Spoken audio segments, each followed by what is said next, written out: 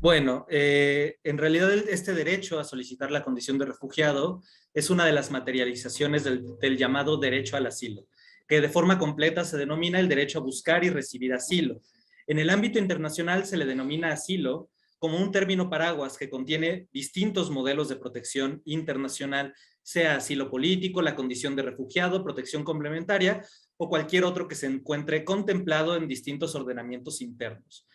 En nuestro caso, digamos, el mecanismo central o el más importante, aunque no el único, es el procedimiento para el reconocimiento de la condición de refugiado.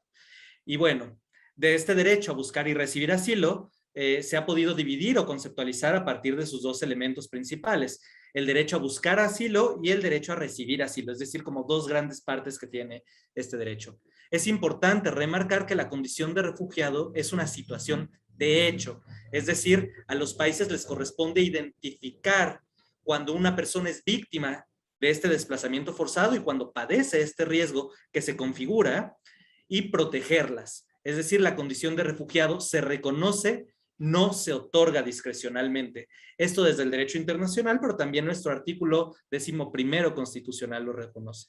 Existe en realidad por el reconocimiento de una realidad global, que es la existencia de desplazamiento forzado.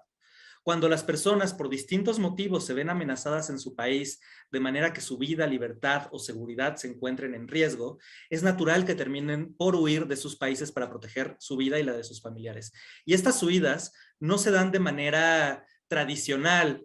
no son, por así decirlo,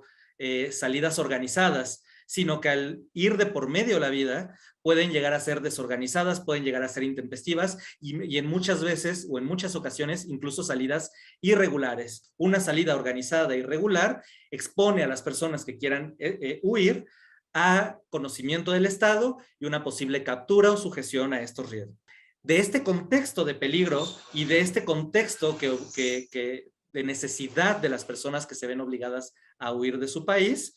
se deriva una norma internacional que se considera la piedra angular de los sistemas de asilo, que es el principio de no devolución y que es fundamental para entender cómo deben de operar los sistemas de asilo, cómo debe de operar el derecho a buscar y recibir asilo, etcétera. Y entonces, por ejemplo, deben de cuidarse los estados o evitar en la medida de lo posible no deportar a alguien que puede tener riesgo en su país de origen, pero también deben de tener cuidado de no deportarlo, no rechazarlo a un tercer país sin adoptar las garantías necesarias que aseguren que este tercer país a su vez no los va a deportar o no los va a exponer igual a condiciones de riesgo.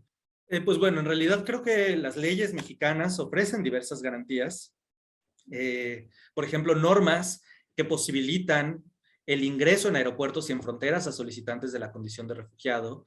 un procedimiento establecido para proteger a personas solicitantes de la condición de refugiada, una manifestación expresa de garantías mínimas de debido proceso dentro de la ley, y también mecanismos de protección jurisdiccional que poco a poco reconocen esta situación de vulnerabilidad y esta situación diferenciada de los solicitantes y refugiados, así como sus necesidades de protección internacional. Destacaría que en el marco del amparo, diversos jueces, juezas, magistrados, incluso ministros y ministras,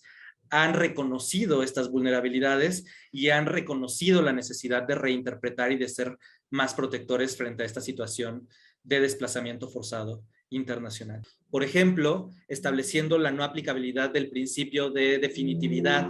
frente a demandas que aleguen riesgo en el país de origen y necesidades de protección internacional por las implicaciones de derechos que esto tiene. También la inexistencia o la extensión más bien del plazo para presentar el juicio de amparo que vaya más allá de los 15 días por las implicaciones que una falta de análisis judicial tendría para la vida. Se ha interpretado que se encuentran las demandas que controviertan negativas en el marco del reconocimiento de la condición de refugiado, se encuentran dentro de la excepción al plazo de la ley de amparo establecida en el artículo 17. Los procedimientos de asilo deben de ser vistos principalmente como el medio que tiene el Estado para identificar si una persona tiene riesgo o no, y en consecuencia para poder justificar que no de protección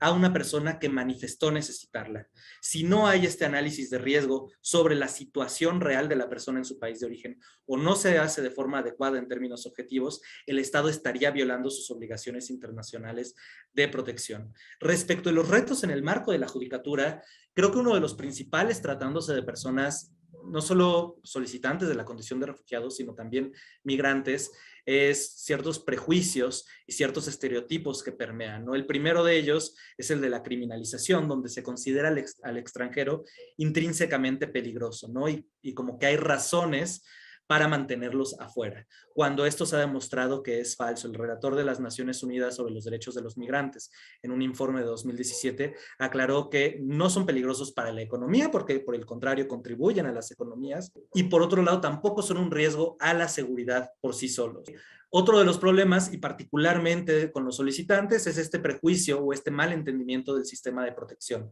como si todo solicitante fuera a ser necesariamente protegido, y como se ha mencionado, el énfasis debe de estar en la necesidad de protección, y que el Estado puede negar si la persona no tiene esta necesidad de protección. Suprema Corte, el poder de la justicia.